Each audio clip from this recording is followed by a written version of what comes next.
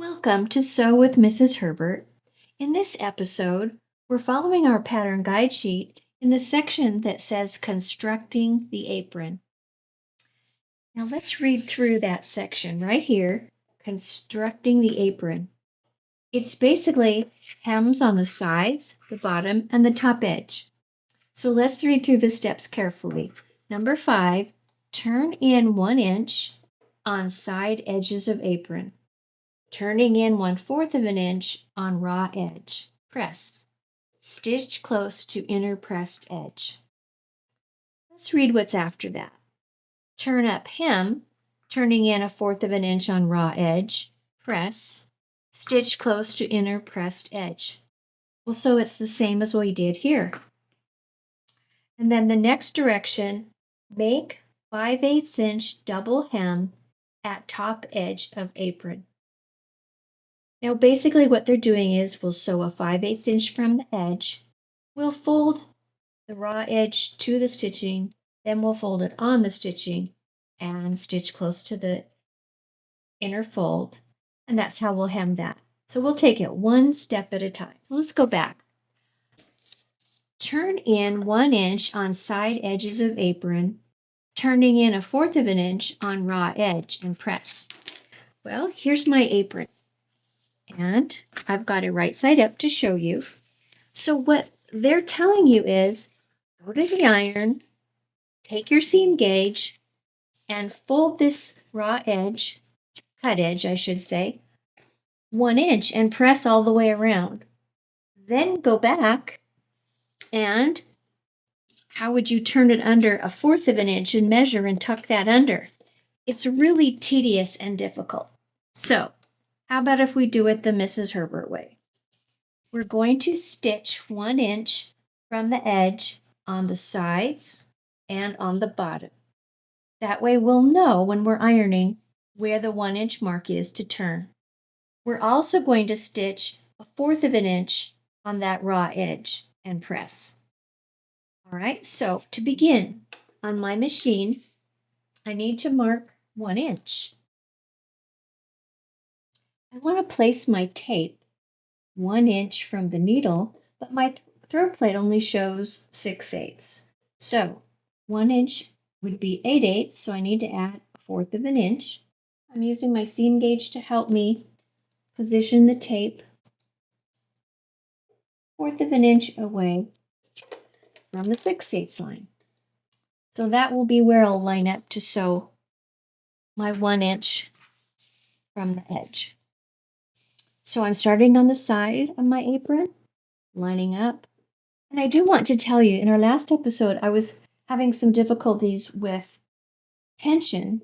And so you can see it's a little bit, it gathered a little bit here, and that was a tension issue. So I worked on that, and I also changed the needle to a smaller size. This is really tightly woven. And so using what's a 10/70 needle works better on this fabric than what I had on, which was a 12/80 needle. Okay, I'm not going to backstitch.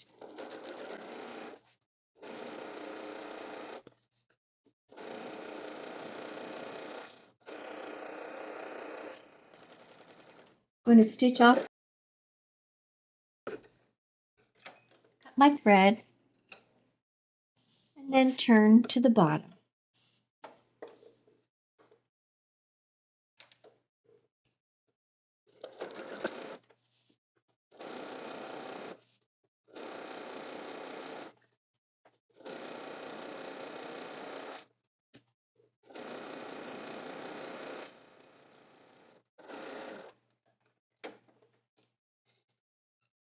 You might ask why I went off corners on the hem, but I didn't on the pockets.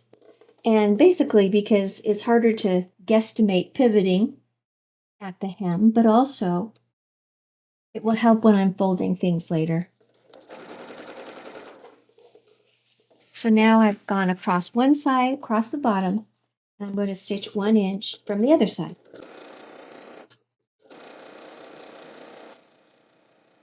And I don't need this tailor tack. The one on the other side I'll take out after. the tailor tacks were to show that pocket placement, if you remember. This one I still need. Now, we stitched 1 inch from the edge.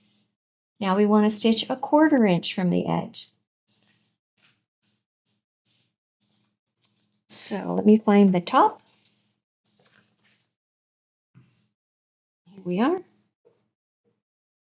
And since I have a 1/4 inch foot, I'm going to change my foot so I don't have to measure. If you do not have a 1/4 inch foot, it might be the edge of your presser foot, or it might be in a little further, but look at your throat plate to identify a 1/4 inch seam.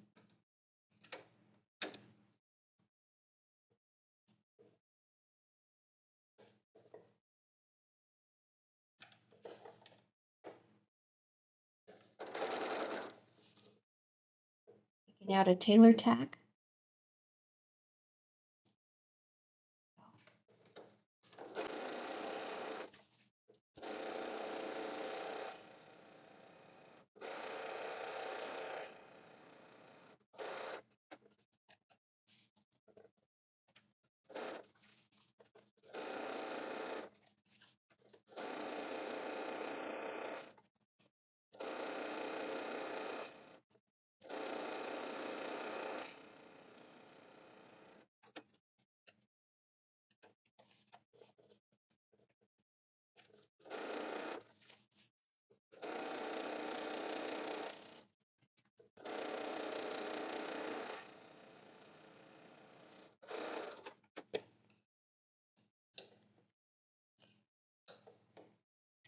Let's look at the directions.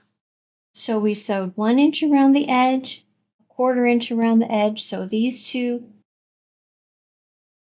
parts we're ready for, and now make a 5/8 inch double hem at the top. So let's find the top of the apron up here, and we're going to stitch 5/8 of an inch from the edge, and that's where the tailor tacks are. So let me switch my foot back.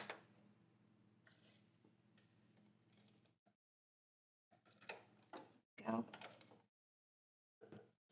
And I'll move my tape over to 5/8 of an inch.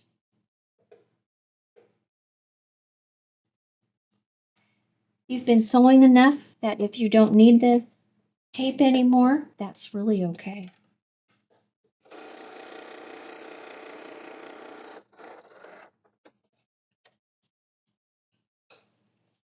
All right, we have completed all of our preparation for pressing. So I'll move over to the iron. Now our directions said to fold the side up 1 inch and then turn it under 1/4 inch. And that's kind of tricky. So we're going to start then with our 1/4 inch. I'm going to press where I did the first row of stitching 1/4 inch from the edge and go around the sides and the bottom. And as I turn this up, I'm looking for my stitching. Stitching should just barely show so that I can see it. That way on the other side, it disappears. So I'm going to work my way all around this.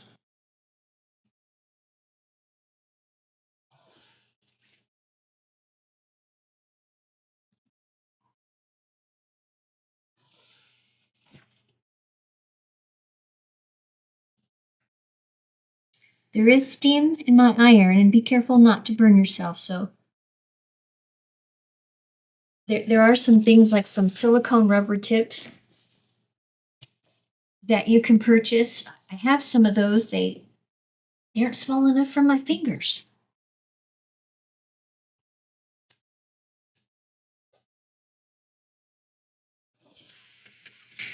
Okay, now the other side.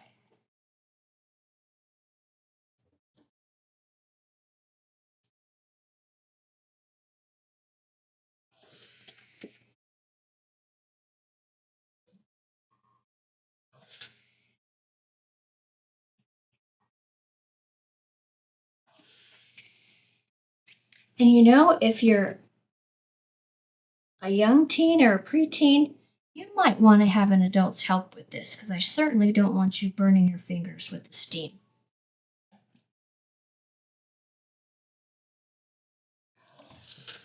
Okay, we pressed it up a 1/4 inch. Now we're going to start again and press on the next set of stitching, which is the 1 inch mark.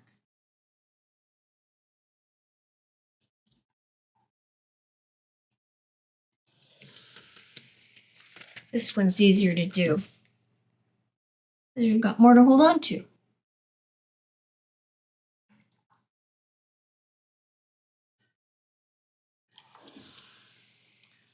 But you have to agree it's easier than measuring an inch with your seam gauge all around.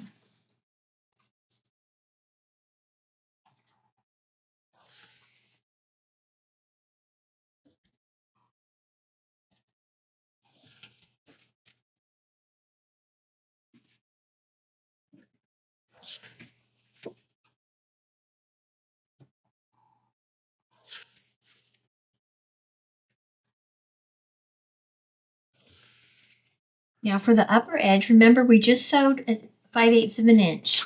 So what we do is we fold that cut edge, fold it to the line so we can just see the stitching.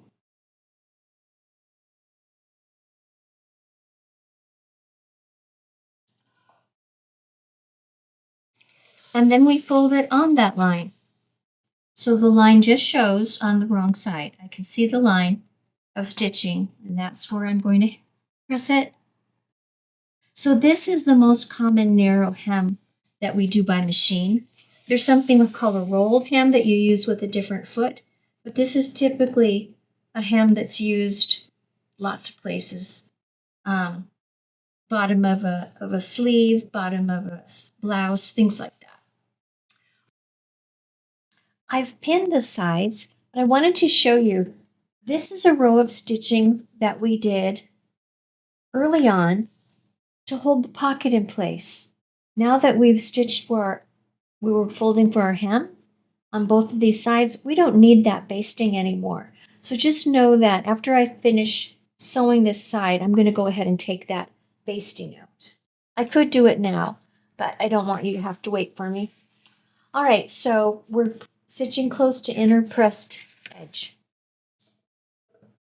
I adjusted my tape so that I could follow it, and I have it between the 5/8 and the 6/8. I am going to back stitch.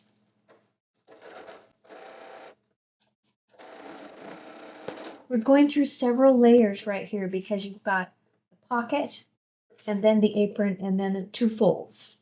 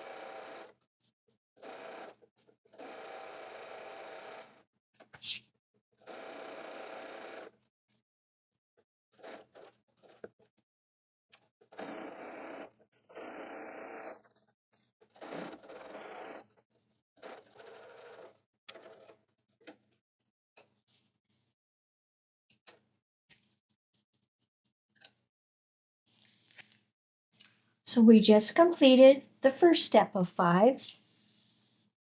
Turn up hem, turning in 1/4 of an inch on raw edge. So we've done our stitching at 1 inch and we turned at 1/4 of an inch.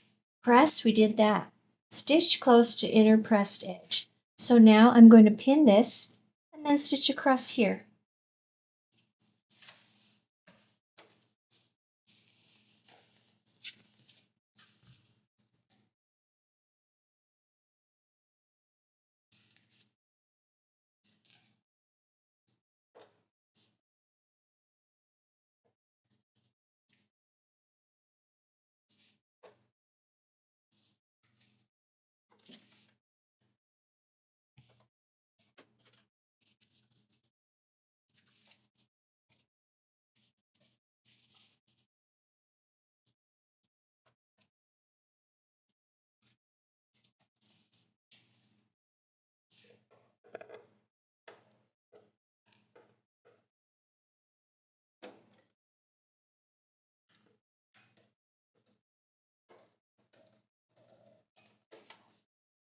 back stitch, and then I'm holding on to my threads.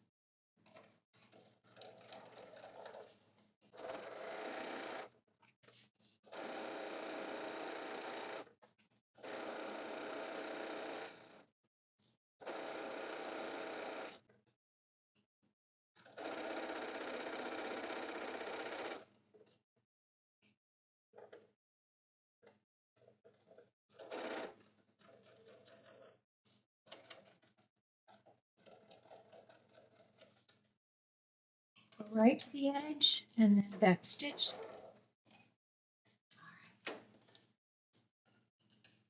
I will use my scissors and trim those closer. But first, you can see that I finished the second part of step 5. The last part, make 5/8 inch double hem at top edge of apron. So we stitched 5/8, we pressed to the line, and when I say line, I mean stitching, and then we pressed on the line, which on the stitching, and now we're going to stitch on the inner edge.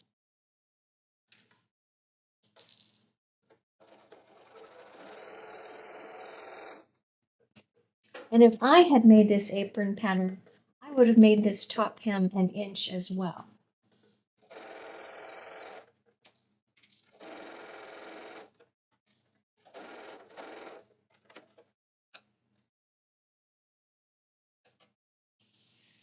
So I've completed this step. I need to make sure and clip all of my threads and then press all of the hemming that I did around here, then it'll lay flat. In our next episode, before we do that, I want to show you. I made a second one. This one sample. I wanted to show you what it would be like to do contrasting pocket and also to leave off some of these pockets. But I partly did that to show you the steps that we'll be doing for the facing, so that since this is all purple, right side, wrong side, I thought it would be helpful for you to be able to see right side, wrong side when it's a different shade. So I think that I wanted you to see the hemming on this one all around. See how the pocket folds back? So that's how it looks easier to see when you've got the contrasting colors. So now, I'll say in our next episode, we'll be working on this facing. This is attaching it. We turn it to the back. We stitch it down. That makes the facing become a casing. And that's what we'll slide our tie through. So we'll see you next time.